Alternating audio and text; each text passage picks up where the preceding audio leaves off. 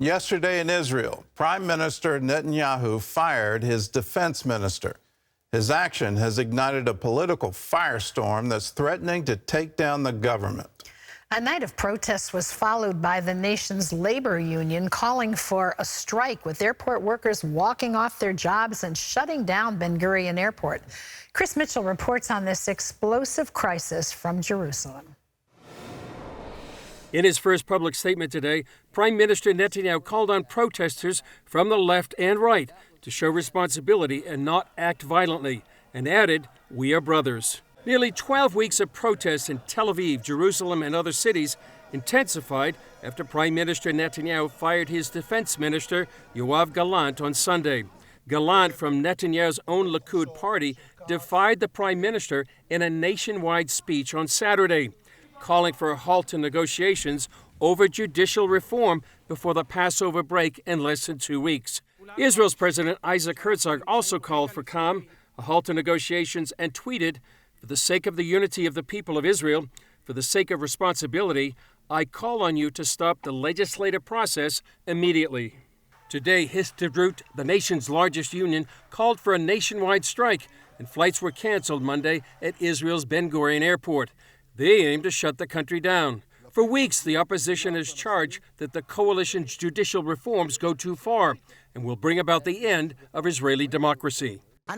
We need to cancel this judicial reform, to remove it completely, and to think together how we are ensuring a better future for all citizens of Israel. Yet some believe it's about much more than judicial reform. I think if it had been about judicial reform, we would have seen it in October before the elections were happening. But what was it about back then? It was about Netanyahu and getting him out of office.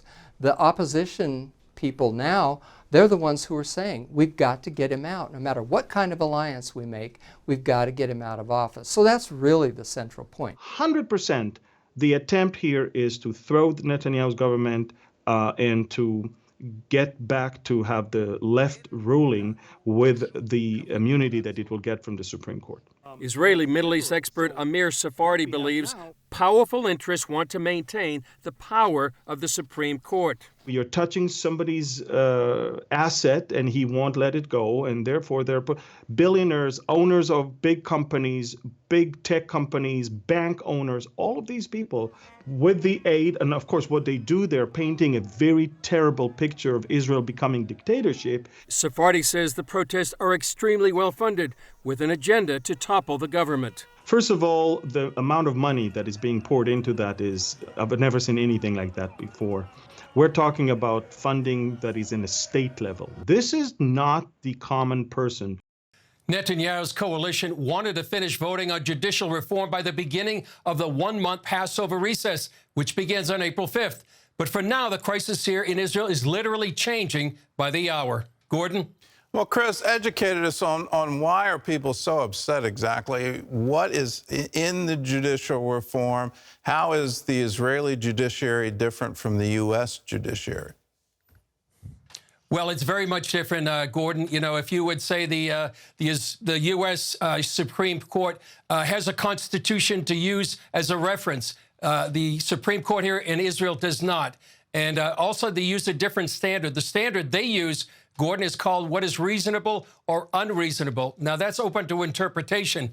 Now, since the mid-1990s, there's been a judicial revolution, and what that has changed the whole composition of the Israeli Supreme Court. So the people that are advocating for reform for judiciary here in Israel are saying we need to restrain the Supreme Court from doing whatever they want. That's what these judicial reforms are about. Their main two points, Gordon. First of all, they want to change the way that Supreme Court judges are chosen. Right now, the Supreme Court changes their own successors.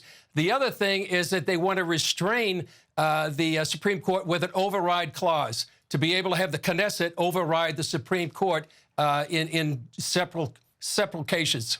Well, it has this reasonable standard essentially put the Israeli Supreme Court as yet another legislature? Can they rule from the bench as to what the Knesset passes? Is it reasonable? Is it unreasonable? Does it have to go through them in order for it to become law?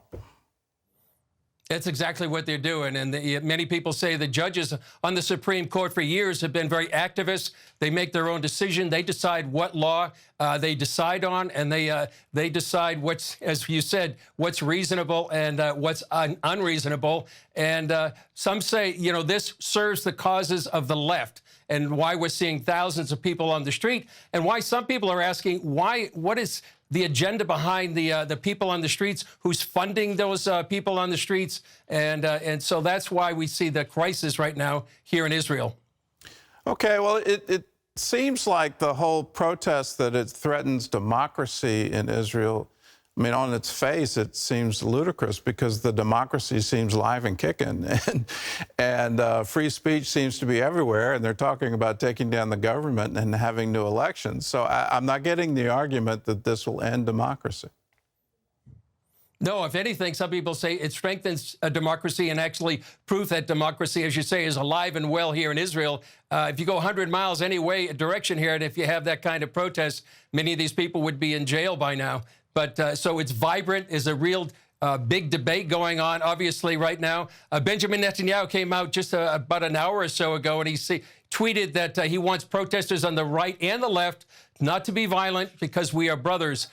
Some people have said what's going on here right now, Gordon, is the worst crisis since the Yom Kippur War 50 years ago. The division is very deep between Israelis, and it really needs people praying for the peace of Jerusalem and for wisdom for all the leaders, because what's happening right now is Israel's enemies, all here in the region, are using this and seeing this as a possible opportunity for them.